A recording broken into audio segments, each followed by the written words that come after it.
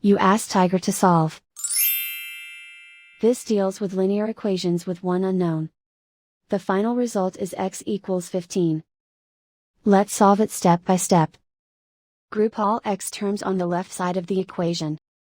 Subtract 6x from both sides. Group like terms. Simplify the arithmetic. Group like terms. Simplify the arithmetic.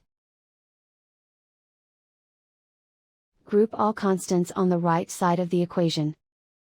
Add 14 to both sides. Simplify the arithmetic.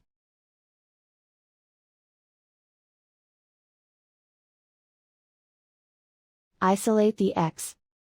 Divide both sides by -4.